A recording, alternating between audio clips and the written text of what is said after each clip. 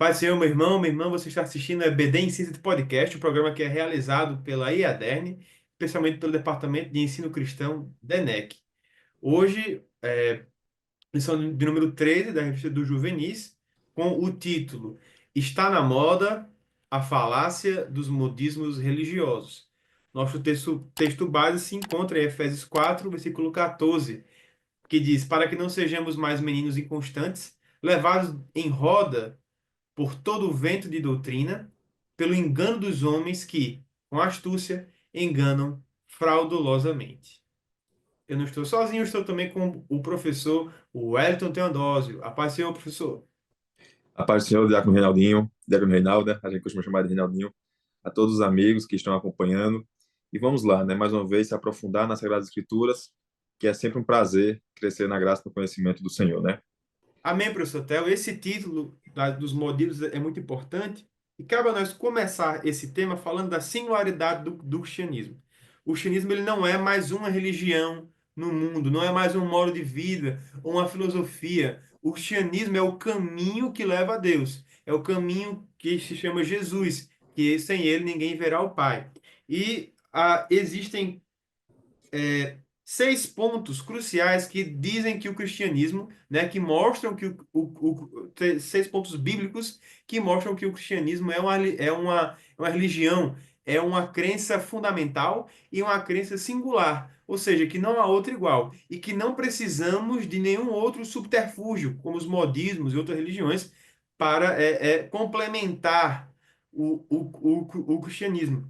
Veja, temos a pessoa de Jesus Cristo, que é uma pessoa sem igual, não há outro homem igual a ele. Nossa fé não está baseada num sistema religioso, nossa fé não está baseada em crenças místicas, espirituosas, nem nas virtudes. Está baseada em Cristo Jesus, tá certo? O Deus homem, não o homem querendo ser igual a Deus, não é o homem tentando buscar sabedoria em Deus, mas sim o Deus que se fez homem e habita entre nós, né? E o Espírito Santo também, que é algo singular também, que só há no cristianismo, que é o Deus habitando em nós. Você não tem isso em nenhuma outra religião do mundo e nenhum outro misticismo criado por aí pelos homens. A salvação pela graça, que é dada por Deus, ou seja, porque pela graça sois salvos por meio da fé, isso não vem de vós, mas é dom de Deus, ou seja, é algo que vem de Deus, eu não preciso fazer sacrifícios nem imolações para receber.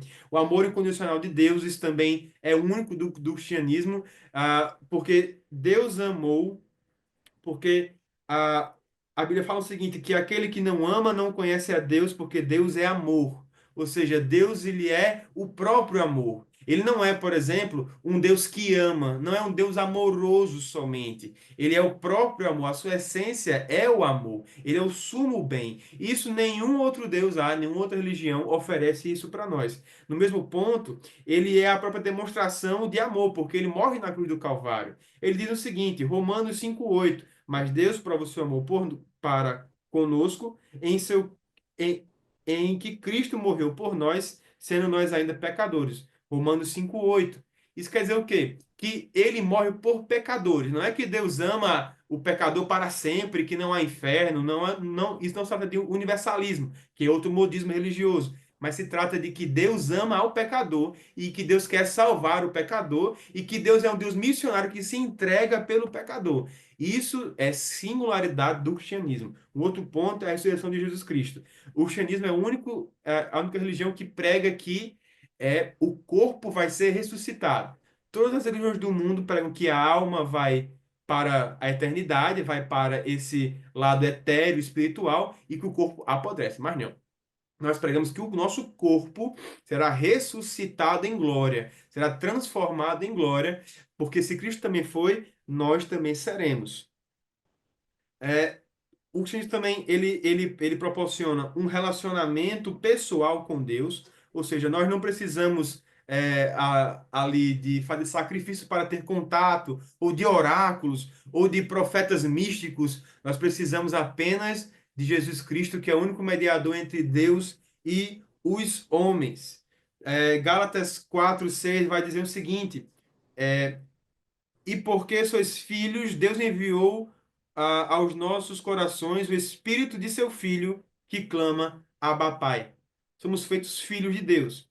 E o sexto ponto, a ética do reino de Deus. O reino de Deus, ele é singular, o cristianismo ele é singular, porque ele prega uma ética universal. Não importa onde você esteja, em qual situação cultural você viva, em qual época você viveu, mentir é errado, matar é errado, roubar é errado, adultério é errado, porque o cristianismo ele traz uma ética universal que é seguido por todos, ainda que não sejam cristãos também. Então, meus irmãos, isso tudo para dizer o quê? Nós não precisamos de nenhum modismo religioso para complementar o cristianismo. Nos basta apenas a palavra de Deus. É verdade, né? É uma temática extremamente importante para os dias de hoje e que, infelizmente, é muito corriqueiro, né? Tem acontecido bastante. Quando falamos em falácias, né? A falácia dos modismos religiosos. Falácia é o quê? Se você for pegar o significado dela. São argumentos que vêm ali com aparência de verdade, mas que não é. É um argumento que eles querem vender, que eles querem mostrar como verdade, mas que não é, que eles escondem a verdade, escondem informações que são cruciais. Por isso que são chamados de falácias dos modismos religiosos, né? E como você bem pontuou, o cristianismo, de fato, ele é muito singular. Não existe nada igual ao cristianismo. Existem, sim, religiões que se assemelham, que buscam se espelhar, que se foram criadas imitando, digamos assim, o cristianismo, mas nenhuma é o cristianismo. Se a gente for pegar, por exemplo, nos Incas, nos Astecas, a gente vai ver que lá nas histórias deles existem relatos de que em um momento houve uma inundação na Terra e tudo mais. Mas eu não vou voltar tanto assim. Eu vou Porque de pegar fato hoje, aconteceu, né? e de fato aconteceu, né? Mas eles mudam os personagens para enquadrar na religião deles, nas versões deles, nas histórias deles, nos deuses deles, né? Eu não vou nem voltar tanto tempo assim, vou pegar hoje a que mais cresce, que é o islamismo, por exemplo, né? O islamismo hoje, se você for olhar o Alcorão, o islamismo verdadeiro, não esse gourmetizado, digamos assim, que está tendo por aí, né? Mas o verdadeiro, a sua oração ela só vai ser ouvida pelo Deus deles se for feita na língua deles, que é o árabe clássico, que nem os próprios árabes hoje conhecem, conseguem, mas não são todos que sabem essa linguagem do árabe clássico, por exemplo. Enfim, em tantas e tantas outras questões que tem lá. Então, assim, nenhum evangelho se assemelha, é igual ao do Cristo. Né? O cristianismo, de fato, ele é singular e, de fato, ele não precisa de nenhum complemento, né? Nada é necessário para complementar isso aí. Porque a Bíblia ela tem origem no próprio Deus, a gente vai ver isso até em 2 Pedro, capítulo 1, versos 20 e 21, que está até aqui na referência, na nossa lição. Marcos 13, 31, que vem dizer, tudo passa, mas a palavra de Deus permanece, né? A gente for olhar ao longo dos anos, inúmeras pseudo-religiões aí caíram ao longo do tempo, porque as suas histórias, as suas narrativas, as suas crendices não se sustentaram, né? Tudo haverá de passar, mas a palavra de Deus permanecerá e ela será cumprida integralmente quando o Senhor vier buscar a sua igreja, né? Então, de fato, nós não precisamos desses modismos religiosos, nós não precisamos de malabarismos, digamos assim, e nada do tipo. A Bíblia, o cristianismo é singular e a Bíblia ela é, sem dúvida alguma, autossuficiente. Ela é luz, ela é lâmpada para os nossos pés e ela vai nos dar discernimento e vai descortinar, né? Tudo aquilo que estiver embaraçando, né? Mas para isso é preciso você se aprofundar, buscar ter intimidade com Deus, conhecer da palavra, para que você não venha ser ludibriado com esses modismos religiosos que estão aí à torta e à direita, infelizmente. Amém. Glória a Deus. É perfeito, professor. A ideia aqui, pessoal, é que os seus alunos eles sabem, eles já têm consciência de que tem, hoje o mundo é muito materialista, né? Então ele já tem consciência de que esse negócio de horóscopo, acho que tem pouca gente que hoje crê nisso, né, professor? Acho que é uma coisa assim é mais para lá. Mas esse negócio de fazer figa, de amuleto, tal, esse negócio de cristal, yoga, incenso, meditação, olho Frevo, né? grego, sabe? Pé de coelho. Tudo isso é ocultismo. Tudo isso são práticas pagãs que querem trazer para o contexto evangélico, para o contexto cristão, tá certo? Essas coisas vêm de fora. Elas vêm de fora, tá certo? O apóstolo Paulo, quando ele vai escrever aos Efésios aqui no capítulo 4, versículo 4, ele vai dizer o seguinte: que para que não sejamos mais meninos inconstantes. O menino inconstante é aquele rapaz que procura tudo, que passa uma formiga, ele fica olhando. O professor tá dando aula, passa uma lagartixa, ele fica, olha a lagartixa ali, olha a formiga ali. É um TDAH espiritual. A pessoa fica procurando coisas novas no mercado da fé para tentar conseguir. Olha só, esse cristal aqui vermelho, ele atrai energias positivas, esse aqui suga a tristeza. Então, tudo isso, essa coisa mística, ela não tem lugar. A Bíblia, o cristianismo, ele é singular. Nós falamos aqui sobre, fizemos esse apanhado geral, não apenas porque ele é suficiente, porque Cristo é suficiente. Claro, nosso fundador é Cristo Jesus. Então, por causa dele, nós temos a suficiência espiritual, não é? Agora, quando há deficiências devido a um analfabetismo bíblico, cristocêntrico, cristológico, não é verdade? Então a gente vai começar a procurar ali algo fora das quatro linhas dos evangelhos, algo fora das 66 linhas do Velho e do Novo Testamento. Então, o apóstolo Paulo, quando ele vai escrever aos Efésios, ele usa uma palavrinha para escrever, que foi traduzido como astúcia. Mas essa palavrinha, eu não sei grego, não sei falar grego, mas eu acho que é cobia ou cobeia. E também vem da raiz cubos, que vem de cubo, que é um dado, que é para jogar. Então é jogo de dados. Então é uma metáfora que o apóstolo Paulo faz para a decepção dos homens que jogam dados, ou seja, que lançam sortes, para homens que com brincadeiras, com artimanha, com dados, enganam fraudulosamente. Então, aqui nós tratamos, professor, de dois pontos, e você, professor, pode anotar a sua aula, vai ouvir no podcast e vá ali já fazendo o seu cronograma de aula, não é? Porque, veja, temos esses ventos de doutrinas que vêm de fora, ou seja, é, magia negra, bruxaria, essas coisas que às vezes vem embalado numa coisa bonitinha, vem num filme bacana, num livro legal, num filme de terror que aquela pessoa está ali e sem querer ela vai ali aprendendo aquelas coisas. Sem querer ela vai consumindo um subproduto, né? Ali, um substrato da bruxaria, do ocultismo, né? Coisas assim. Temos aí desenhos para crianças de zumbi, de bruxas, de vampiros, e etc. Então, nós temos que fazer um culto na nossa mente, né? Temos que a nossa imaginação deve ser cristianizada todos os dias. E talvez esse tipo de conteúdo que a gente vê aí na internet cause problemas, né? O irmão já é fraco na fé, já é fraco, então ele vai ali ver um filme. Tem filmes aí que tem um fundo cristão, mas o fundo, na verdade, ali é um poço do paganismo, dos ocultismos, né? Cheio de mensagens subliminares, né? Pois é. Então, veja, temos que estar arraigados e firmados na palavra de Deus. Volto a dizer e não canso de repetir. A maior causa do evangelho aguado, insosso, sem projeção na sociedade é o analfabetismo bíblico. A falta da vivência bíblica, da leitura bíblica, da internalização dos padrões bíblicos na nossa vida é a causa do evangelho fraco. A gente vê, ou seja, tem esses ventos de doutrinas que vêm de fora, tá certo? Que são ocultismo e essas outras coisas, e tem os que vêm de dentro. Por exemplo, as pessoas que. Eu soube de um amigo meu que já frequentou uma igreja, que é uma seita, que é uma seita que adota também a teologia da prosperidade. É muito forte. Acho que eles são os embaixadores dessa teologia da prosperidade, né? Então, eles que teve um culto que o pastor de lá, o bispo, não sei, comprou várias caixas de porta no mercado. Gastou ali uns R$ 2.000 só de caixa de porta. Várias caixas de porta, uma de frente para outra, e todo mundo passando dentro da caixa de porta, porque é o portal da bênção. Portal da bênção. Essa semana eu vi um outro dito apóstolo dizendo que ele vai construir um hospital espiritual para atender e evangelizar os seres vivos de outros planetas. Então, assim, eu acho que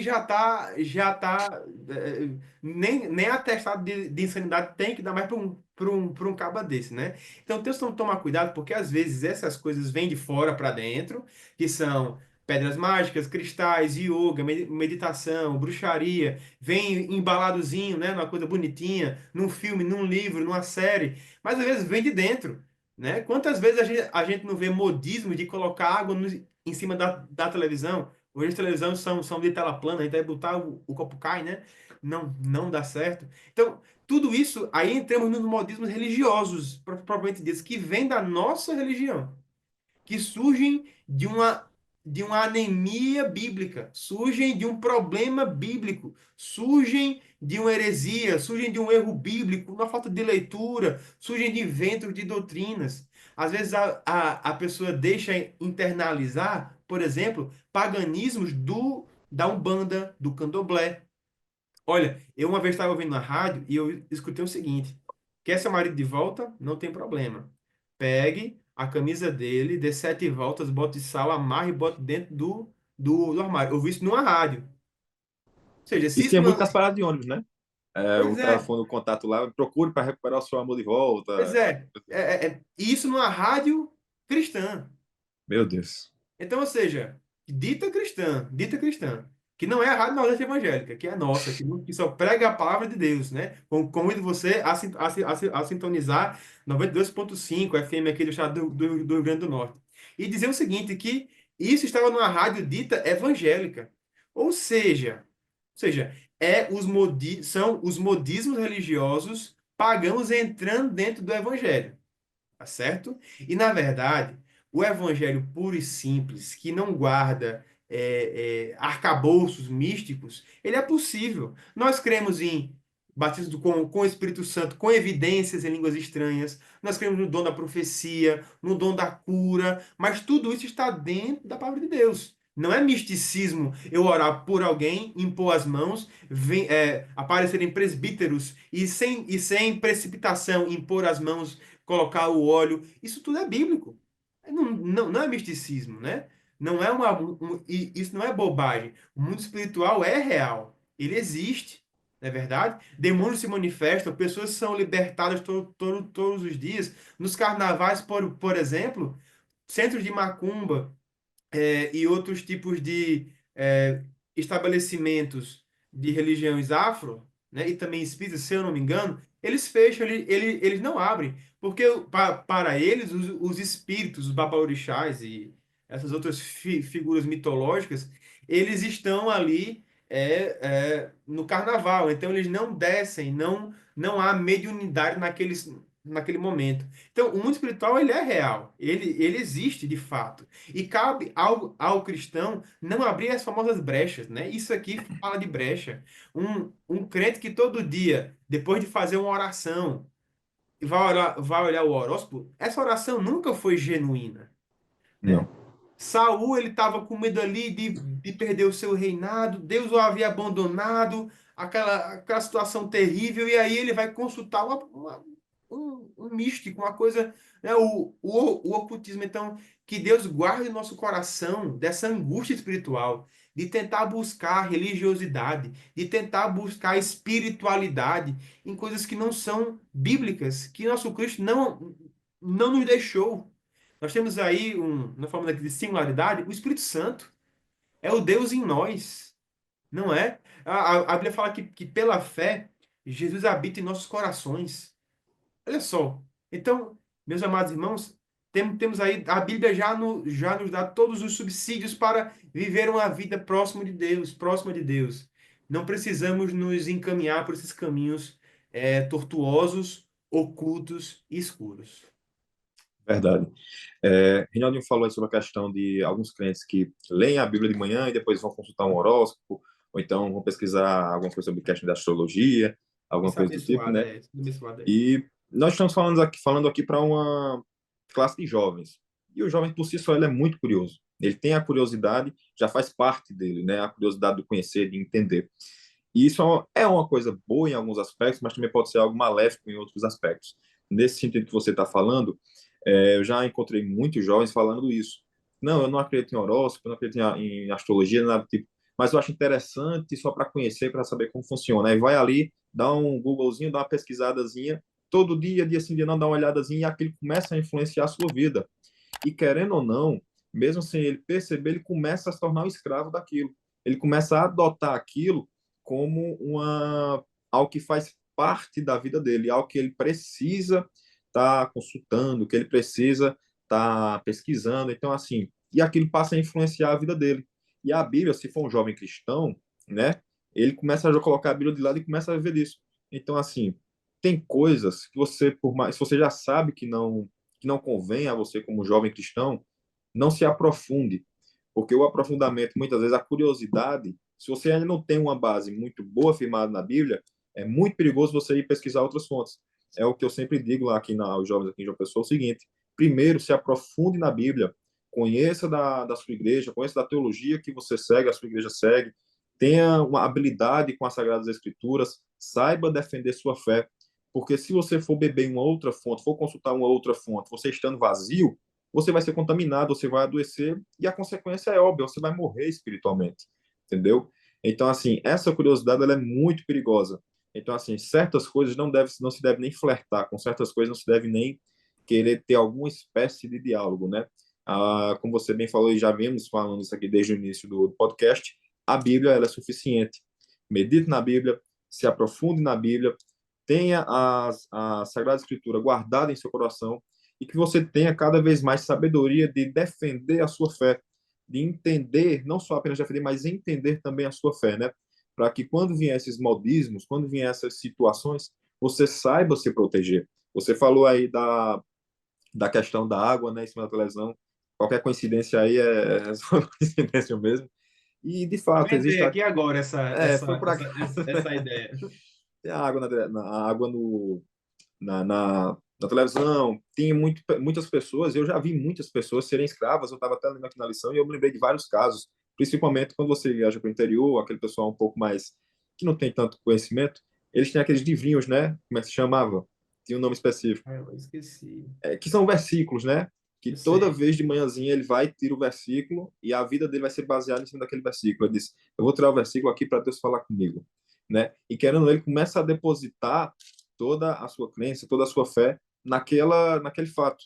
Então, assim, são coisas pequenas, mas que com o passar do tempo vão tomando de conta do crente, dessa pessoa, melhor dizendo, um crente verdadeiro, ele não vai dar brecha para isso, mas vai tomando conta dessa pessoa e acaba ali cegando.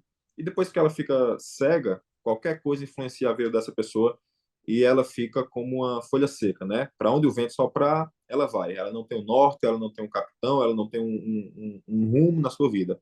Então, queria fazer somente essas pontuações. A curiosidade ela é válida até um determinado momento, mas toda curiosidade, antes de tudo, tem que ser aprofundada nas Sagradas Escrituras. Exatamente. É a marca do cristão que é protestante, que é Constante. que é o reformado, né? A gente não, se você for pegar dentro do catolicismo, você vê vários sacramentos ali, por exemplo, né, vários sacramentos que importam para a salvação, que são meios para a salvação. Claro, temos que respeitar o católico, o bandista, temos que respeitar, ninguém vai sair por aí xingando e etc. Mas temos que defender o que nós acreditamos, né? Vai chegar um dia que a gente vai ter que pedir desculpa porque tá certo, pedir desculpa porque defendeu o que eu acredito, não é? Não é bem assim, mas tem que respeitar esse pessoal como ser humano. Como ser humano. Você não vai chegar, como eu já vi, gente quebrando santo na televisão, jogando no chão esses ídolos que são, né, mas tem que respeitá-los no nível civilizado, não é? Assim como também a gente tem que ter o nosso dever, nosso direito respeitado de pregar o evangelho. Veja, nós nos baseamos tão somente na palavra de Deus. A marca do cristão reformado, do cristão pentecostal, é que ele tem a Bíblia como sua regra de fé e prática, ok? Então, tudo que a gente vive, nossas experiências espirituais, tem que ser baseado na palavra de Deus. Se você recebe uma inspiração supostamente vinda de Deus que não tem as marcas bíblicas nela, logo você vai poder descartá-la totalmente. Foi só um sonho ruim. Foi só uma alucinação ruim. Ainda que aparecesse um anjo trazendo um outro evangelho, seja anátema.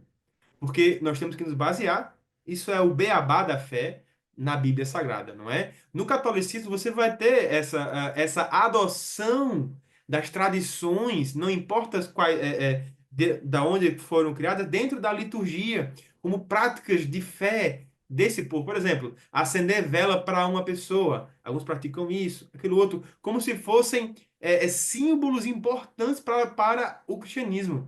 Na verdade, o único símbolo, a única forma de se achegar a Deus, a única maneira de entender como Deus fala conosco é através da palavra de Deus, não é? Se Deus fala, por exemplo, através de profecias, chega alguém com um dom verídico, com um dom genuíno de profecias, né? E revela ali alguma coisa, essa pessoa tem que estar. Ó, ela pode, por exemplo, falar errado, não tem nenhum problema. A Bíblia fala que a profecia está sujeita ao espírito do profeta.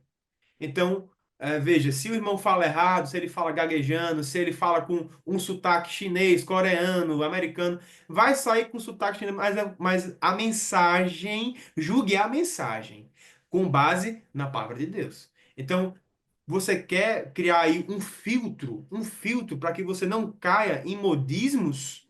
Ó, vamos ali ver Filipenses capítulo 4 versículo 8. Quanto ao mais, irmãos, tudo que é verdadeiro, tudo que é honesto, tudo que é justo, tudo que é puro, tudo que é amável, tudo que é de boa fama, se há alguma virtude, se há algum louvor, nisto pensai. Então você tem que pegar estes adjetivos amável, honesto, justo, com base nas lentes bíblicas e interpretar com base nas lentes bíblicas o que é verdadeiro, o que é honesto, o que é justo, o que é puro, o que é amável, o que é de boa fama e as virtudes bíblicas e se há alguma coisa louvável biblicamente falando. Se isso foge do contexto bíblico, se isso foge da prática bíblica, da palavra de Deus, você pode tratar como se fosse qualquer outra coisa, menos como verdade de Deus. Claro, de novo eu volto, respeite, né? Se você está num culto e você visivelmente vê aquela profecia que é sem pé e sem cabeça, tem que ler mais a Bíblia, tem que orar mais, tem que não sei o quê. É óbvio que eu tenho que orar mais. É óbvio que eu tenho que ler mais a Bíblia. Quem não tem que orar mais? Quem é que não tem que ler mais a Bíblia, não é? Mas respeite esse momento, guarde para você, deixe isso passar, considere isso para o momento depois, né? Temos que agir com sabedoria. Mas o ideal é que a gente, quando se deparar com esses modismos, procure na palavra de Deus as respostas. Nem sempre, e aqui vem um ponto muito interessante, nem sempre a gente pode chamar o irmão, acusar o irmão de estar fazendo um modismo. Muitas vezes a gente vai ver algumas manifestações espirituais, né, que a gente não sabe o que está acontecendo. Então, é melhor você se calar. E o que você não entende, você deixa para Deus resolver. Fica com a palavra de Deus, vamos ficar. Veja, outra coisa também: opiniões bíblicas, entendimentos diferentes acerca da doutrina bíblica. Por exemplo, se o irmão é calvinista, se é arminiano, se no céu há tristeza ou não. Temos essa discussão agora aí. Meu amado irmão, isso é uma opinião teológica que não atrapalha as verdades fundamentais. Se no céu, no tribunal de Cristo, vai ter ou não tristeza, não importa. O que importa é que a gente tem que estar lá para receber o galardão. Se o irmão crê que a salvação tem lá aí, os 5 pontos, né, do calvinismo, amém. Deixa ele ser salvo na dele. Mas você precisa entender que existem alguns pontos doutrinários que não são modismos. Não são modismos. Calvinismo não é modismo. Arminismo não é modismo. Tá certo? Então, temos que só é, é, ver o que a nossa igreja ensina, o que ela pratica, qual é a confissão de fé dela, o que é que ela tem para nos dizer, nos especializar naquele assunto e depois, se quiser, entender o outro assunto. Porque, na verdade, a gente tem mais coisa para se unir do que para se separar, não é mesmo? É diferente, por exemplo, da fé católica. Né? Os católicos têm ali a questão da veneração exacerbada aos ídolos, né? a hiperdulia de Maria, tudo aquilo é prejudicial, aquilo é antibíblico, porque ninguém merece veneração, ninguém merece honra, apenas Deus. Não é? Apenas Jesus Cristo, que é o único mediador entre Deus e os homens. Aquele negócio de ascensão de Maria, Maria eternamente virgem, tudo esses modismos católicos, que embora antigos são modismos de alguma forma, porque não estão baseados na Bíblia Sagrada, mas sim nas tradições católicas, são modismos. O católico não tem modismo, porque ele pega para si os modismos dele. Ele pega para si essas tradições, são passadas pelo magistério, eles aprovam e pronto, agora são verdades dogmáticas. Enquanto o nosso dogma, a nossa fé, a nossa praxis, a nossa prática é somente a Bíblia Sagrada. E volta ao ponto. Nós dizemos isso porque o cristianismo ele é singular. A palavra de Deus ela é singular. Não precisamos de muletas, de arrimos, a não ser a palavra de Deus. Exato, né? Isso aí que você entrou agora numa temática que eu acho muito interessante, justamente sobre a questão dos modismos dentro das igrejas, né? Digamos assim. E volto a falar, como nós estamos falando para uma classe de jovens, os jovens eles se assemelham muito, se inspiram muito, têm muito como exemplo seus líderes, né?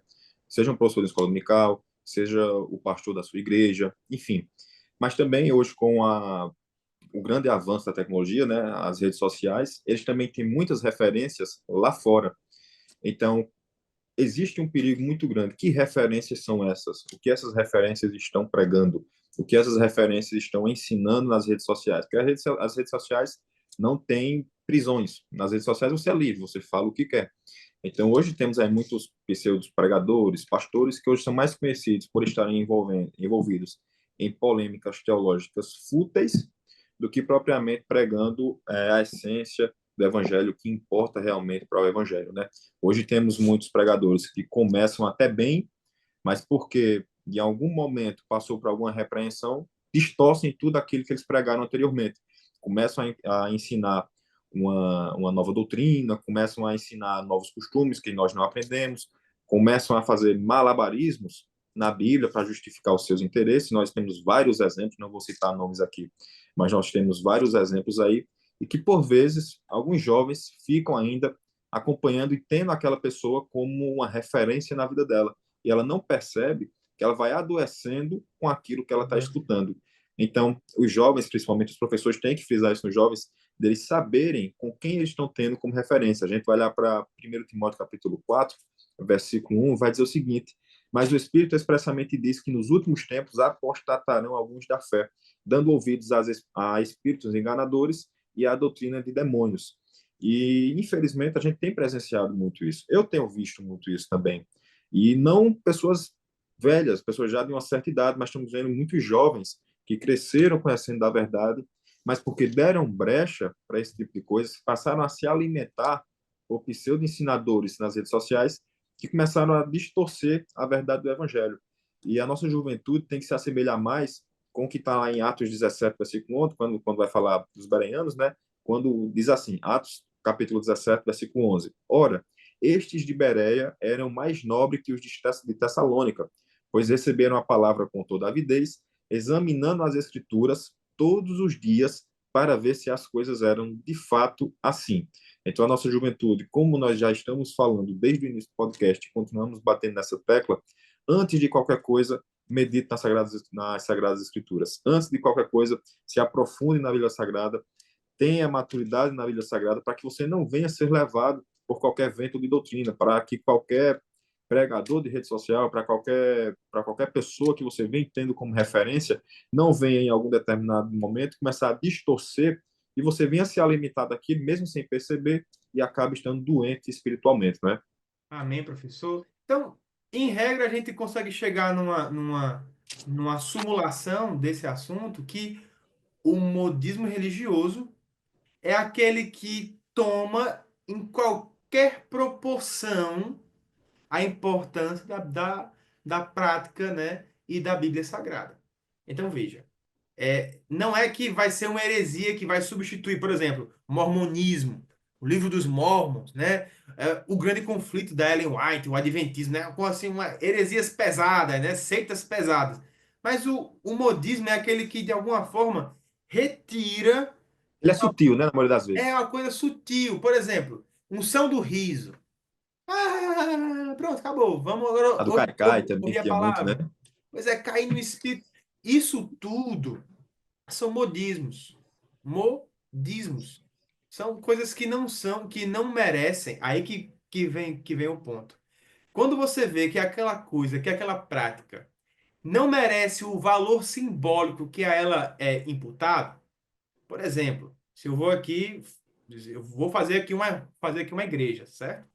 Nessa igreja, todo mundo só pode usar verde e tem que entrar na igreja de uma perna só. Por quê? Por nada. É assim que eu quero. Eu vou abrir uma igreja e esse vai ser nossa tradição. Ah, isso é modismo? Não, isso é só uma. Costume. Por exemplo, nós temos uso e costume em algumas igrejas de na Santa Ceia usar branco. Por quê? Não, porque simboliza a ideia das vestes salpicadas, né? De sangue e tal.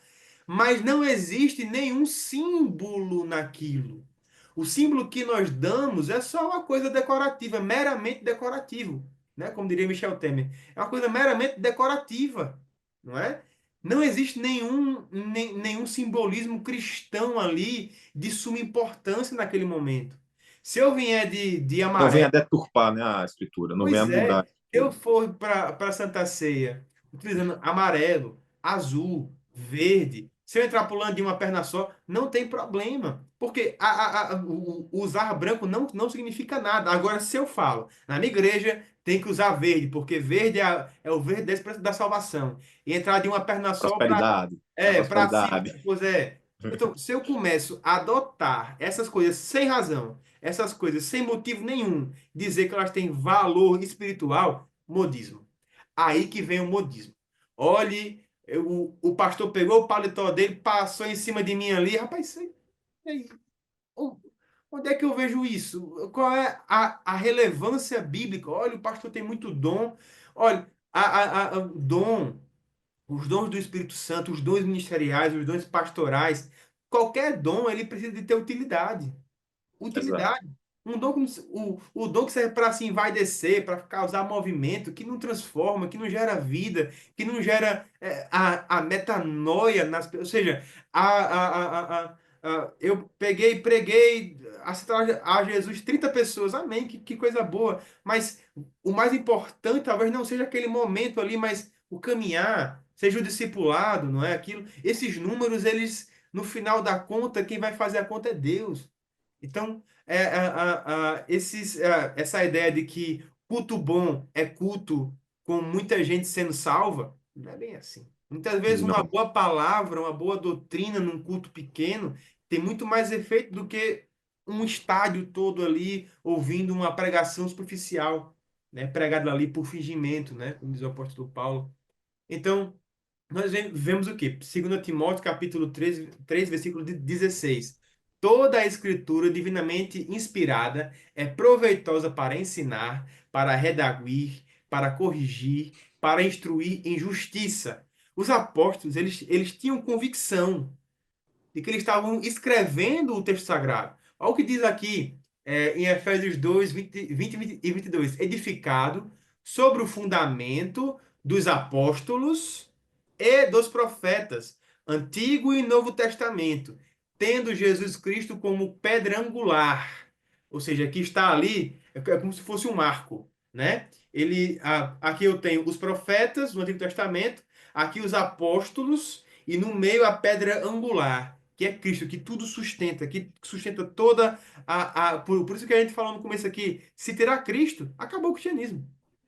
Se eu retiro de Jesus Cristo as suas qualidades, quem ele é, a sua origem celestial, a sua encarnação terrena, acabou tudo, não é verdade? Então, o que nós precisamos, meus amados irmãos, não são dessas coisas que são criadas, que são vacas sagradas, né? É uma expressão inglesa que para português a gente vai chamar de vacas sagradas, né? Holy cows, né? A ideia de você santificar, sacralizar uma coisa que não é santa. Veja, por exemplo, o fato da igreja ter departamento, veja, não é ministério de jovens.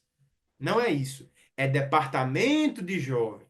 Não é o ministério de louvor, é o departamento de música. Tá ali, os irmãos ali estão ali. Deus deu para eles um dom, ele está ali, né? Ali, mas departamentos não podem ser santificados. Olha, tem que ter um departamento de idosos. Tem que ter departamento eu vou aqui dar um exemplo, de dança, como se dança fosse uma forma de adoração, mas tem que, pronto, tudo isso sacralizado, sabe? A própria ideia da dança é um modismo, né? Se você for parar para analisar, o culto do Novo Testamento, o culto do Velho Testamento, não havia dança como forma de adoração. Ah, mas Davi dançou. Davi fez muita coisa também, nem por isso eu vou fazer também. O que importa é que no culto, durante a adoração a Deus, a dança não é permitida, porque a dança não tem utilidade nenhuma. Não é verdade? Então, o culto do Velho Testamento não tinha dança. O culto do Novo Testamento também não tinha dança. Também o nosso culto não pode ter dança, porque isso é modismo. Dança espiritual. Deus vai, através da minha dança, abençoar você. Com base em quê? Não, porque no Salmo 150 está dizendo que louvar o Senhor com danças em algumas traduções. Não, mas, gente, pelo amor de Deus, isso aí é um paralelismo, certo? Nem se fosse assim, louvai ao Senhor os animais no santuário, louvai ao Senhor as baleias no santuário, as aves do céu no santuário. Isso são paralelismos, isso é porque a adoração é uma coisa tão grande, tão bela, que o salmista ele coloca outras coisas que não estão dentro do culto, tá certo? Mas a adoração é uma adoração que Deus se importa. Vemos lá no livro do profeta Malaquias que Deus se importa como a adoração é feita. A adoração é feita não com o corpo. A adoração é feita não com movimentos, com gestos, com a roupa que eu estou vestindo, com o que eu estou falando. A adoração ela não é feita com quanto eu posso contribuir. A adoração ela não é feita com quanto eu posso ser mais caridoso com os pobres. A adoração é feita com o coração quebrantado com adoradores que adorem a Deus em espírito e em verdade. Não é um lugar, como Jesus disse, não é em Jerusalém, não em Samaria, mas sim aonde há adoradores em espírito e em verdade. Isso quer dizer o quê? Em espírito é algo que vem do espírito, algo que vem de dentro, ou seja, que ele conhece os corações e a intenção do espírito e, em verdade, porque é legítimo. A intenção ali é legítima. Ele não adora para aparecer.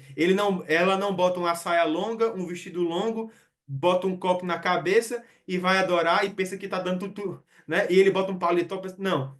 É o coração que fala algo. Tá certo? Da mesma forma, não é eu pegar, botar uma regata, um shortinho e adorar a Deus, também não é isso. Tá bom? Não é o exterior. O exterior manifesta o interior. O exterior manifesta em alguma proporção o que eu tenho dentro de mim. Mas a verdade é que a adoração a Deus, sem modismo, sem máscara, sem subterfúgio, sem apagar a luz, sem fazer worship, né? Aquela coisa toda, é uma adoração que vem de forma genuína e natural. E essa parte final que você falou realmente é o que tem acontecido muito, né? A gente fala muito do. A gente tem falado aqui da temática da nossa lição, né? Que é os modismos religiosos, e a gente pode ver isso realmente no momento da adoração. Você bateu na tecla perfeita agora, assim, que é extremamente necessário. O modismo religioso no momento da adoração, infelizmente, tem existido demais. As pessoas estão criando muitas, como é que eu vou dizer? Muitos meios, assim, que, na verdade, estão querendo partir mais para o emocional do que tudo. Não estou dizendo que não exista, existe sim, mas se torna uma coisa tão emocional que não gera mudança, né? Ficam escravos da questão emocional. Criam um clima, baixam a luz, como você bem falou, solta fumaça, faz uma música de fundo que venha de forma a querer tirar propriamente a atenção daquela pessoa e torná-la escravo daquela situação, daquela emoção. E tem acontecido muito isso, né? Essa questão desse modismo religioso, inclusive no momento da adoração, condicionando, inventando, invencionices que não têm base nenhuma, né? A verdadeira adoração ela é pautada nas Sagradas Escrituras, a verdadeira adoração ela é oriunda da Bíblia Sagrada. Uma pessoa que realmente adora em espírito e verdade, ela adora em espírito e verdade porque ela adora pautado na Bíblia Sagrada, né? E como nós falamos, A nossa juventude precisa ter isso muito bem claro, precisa ter isso muito bem fundamentado em seu coração, né? As Sagradas Escrituras. Porque toda a Bíblia vem alertando sobre os falsos mestres, sabe? Toda a Bíblia, principalmente no Novo Testamento, vem alertando que muitos vão tentar ludibriar. Mateus 7,15 vai dizer que os falsos profetas vêm vestidos de ovelha, mas por dentro são lobos ferozes, né? 1 Timóteo 6,3-10 diz que quem ensina falsas doutrinas é orgulhoso e não entende. 2 Pedro 2,7, também da mesma maneira. 2 Pedro 2, do 1 ao 3, logo no comecinho também vem falando sobre isso, né? Então, assim, que a nossa adoração seja uma adoração genuína, verdadeira e respaldada na palavra de Deus, sem invencionice, sem nenhum modismo, né? E que venhamos ser como os bereanos, né? Que possamos pedir ao Senhor discernimento, temos que pedir o dom de discernimento ao Senhor, para que possamos verdadeiramente discernir o que é verdade, o que é mentira, o que é falso e o que não é. Amém, professor Wellington Teodósio. Chegamos ao final desse episódio, né, do Obediência Podcast. Desejar para você, amado professor, uma boa aula, que Deus lhe use, que Deus lhe inspire, né? Uma dica, aquela dica pedagógica aqui para professores, que eu tenho, uma dica bem prática. Ela é quase até uma dica de aula mesmo, assim. Não perca muito tempo adentrando no que é o ocultismo de verdade, assim, sabe? Não perca muito tempo na arte das trevas, eu quero dizer assim, né? Não perca muito tempo falando sobre cristais e os tipos de símbolos da besta-fera. Você pega uma lata do energético Monster, vai dizer, "Ah, essa letra aqui é 666 lá no hebraico e tal." A Coca-Cola, né? Alô, Não vou vale muito dizer. a pena você entrar nisso, sabe? Procure expandir o seu tema. A gente sempre aqui na nossa equipe do podcast, a gente sempre trata esse episódio como se fosse um subsídio. Ou seja, o professor ele tem a lição, ele vai ler a lição dele, ele vai pegar a lição dele, ele vai ler, ele vai entender o assunto, ele vai ler o textual, ele vai ver a verdade prática, ele vai ler tudo isso. O que acontece é que ele tem que trazer para a aula dele subsídios. Ou seja, a, existem modismos que vêm de dentro, que vêm de fora da igreja. Tem modismos que já habitam como se fossem já sacralizados. O que é? Então, esse tipo de apontamento, de refinamento, claro, a lição 13 não tem como você tratar de tudo, exaurir qualquer tema cristão numa aula só, né? Cada professor tem aí no máximo, nas melhores igrejas que tem assim tempo para poder dar aula, 50 minutos, então, 1 hora talvez, mas ainda assim, então organize sua aula e não e a minha dica é: não perca muito tempo na arte do inimigo. Foque na arte de Deus. Se você for citar a arte do inimigo, cite-a para derrubá-la. Cite-a dizendo: olha, horóscopo não faz sentido nenhum, porque o céu nunca é o mesmo. Você pode dizer isso, por exemplo, né? As estrelas nunca são as mesmas. Talvez nem elas estejam lá, né? A gente precisaria de uma lente gravitacional, né? Que hoje tem o Hubble, né? Então, assim, se você for tentar falar sobre esse assunto, fale para derrubar. Não perca o seu tempo aprendendo horóscopo. Não perca seu tempo aprendendo sobre budismo, hinduísmo, essas coisas, zen budismo, porque isso aí não faz sentido você trazer isso para sua aula, né? Tá bom? Então, eu prefiro que você faça um esforço apologético. Destrua, defenda a fé desse tipo de coisa, mas não traga para sua aula, não perca tempo demais nisso. Gaste seu tempo com teologia e com Bíblia. Não perca o seu tempo trazendo coisas mundanas, profanas. Professor Wellington, suas últimas considerações? Amém, né? Gostei muito do que você falou aí no final, né? Se você for, né, se aprofundar, se aprofunda na arte de Deus.